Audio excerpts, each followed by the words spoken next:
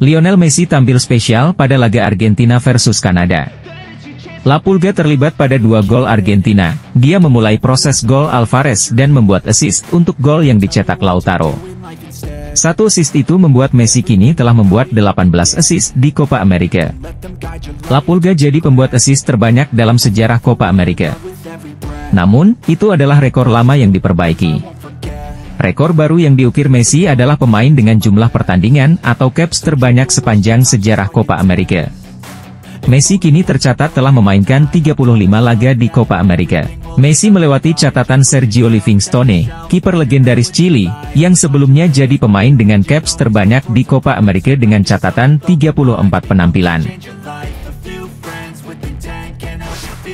Lamine Yamal sukses membuat pertahanan Italia kewalahan. Ia turut berandil dalam kemenangan 1-0 yang diraih Spanyol dalam laga matchday 2 grup B Euro 2024, Jumat, 21 Juni 2024, dini hari waktu Indonesia Barat. Dalam laga ini, Yamal kembali mendapat kepercayaan bermain sebagai starter. Pemain termuda sepanjang sejarah Euro itu pun tampil impresif di sisi kanan lini serang Spanyol. Skill Lamine Yamal berulang kali membuat bek kiri Italia, Federico Di Marco kewalahan. Yamal tercatat 4 kali melakukan dribble sukses dan 5 kali memenangi duel. Netizen di media sosial X pun memberikan beragam pujian terhadap performa Lamine Yamal di laga Spanyol versus Italia ini. Jelang Euro 2024, UEFA telah menetapkan aturan baru. Aturan baru ini adalah hanya kapten yang boleh bicara pada wasit. Jika kapten adalah kiper, tim harus menunjuk pemain lain untuk bicara dengan wasit. Aturan itu mulai diterapkan di Euro 2024 dan Rodri jadi korban. Gelandang berusia 27 tahun itu protes pada wasit saat berhadapan dengan Italia pada laga kedua grup B Euro 2024 di Arena auf Schalke, Jumat, 21 Juni 2024, dini hari waktu Indonesia Barat. Kendati demikian Rodri dapat kartu kuning. Di Euro 2024, Spanyol menunjuk Alvaro Morata sebagai kapten utama. Sedangkan, bek kanan Dani Carvajal dipilih sebagai wakil kapten.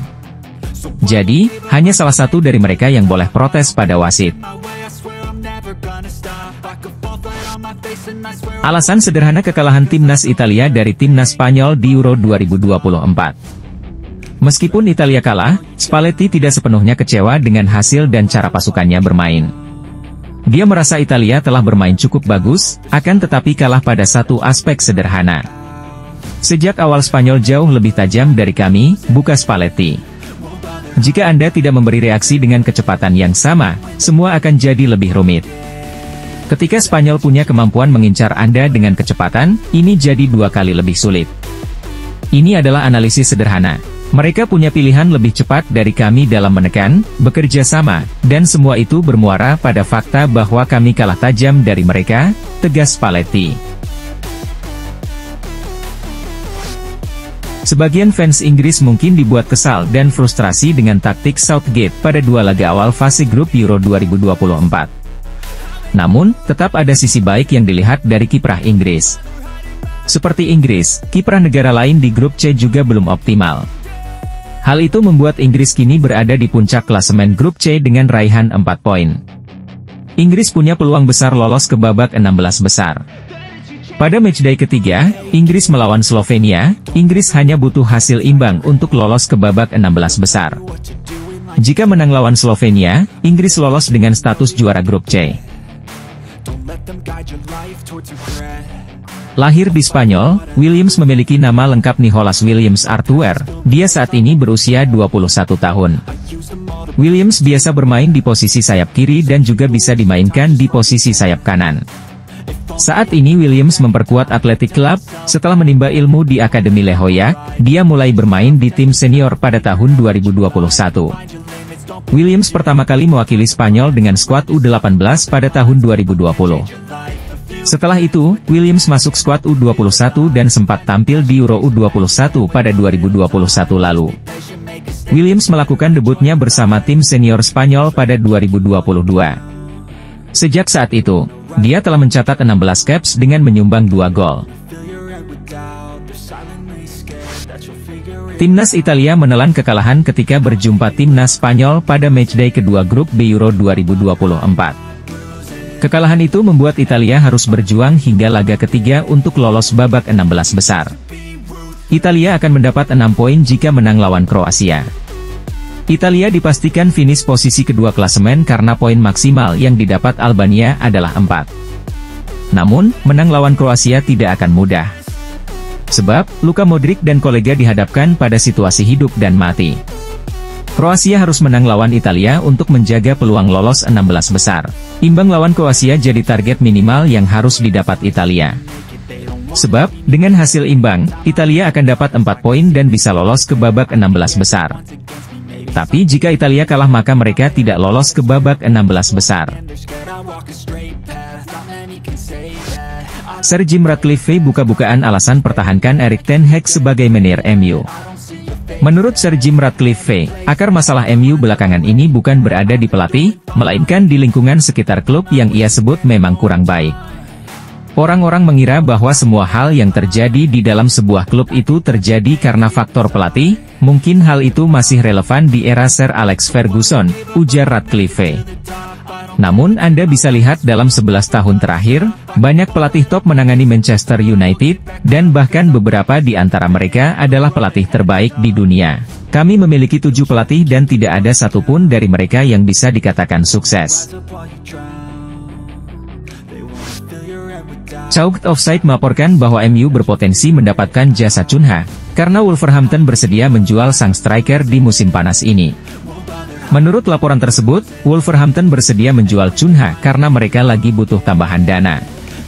Tim yang bermarkas di Midlands itu dikabarkan lagi mengalami masalah finansial. Mereka terancam terkena sanksi FFP jika mereka tidak menjual beberapa pemain mereka di musim panas ini.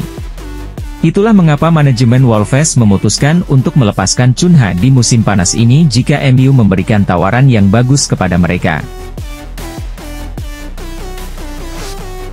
Dilansir Sports, MU akan kehilangan 1 bek tengah lagi di musim panas ini. Victor Lindelof dilaporkan akan meninggalkan Old Trafford dalam waktu dekat ini.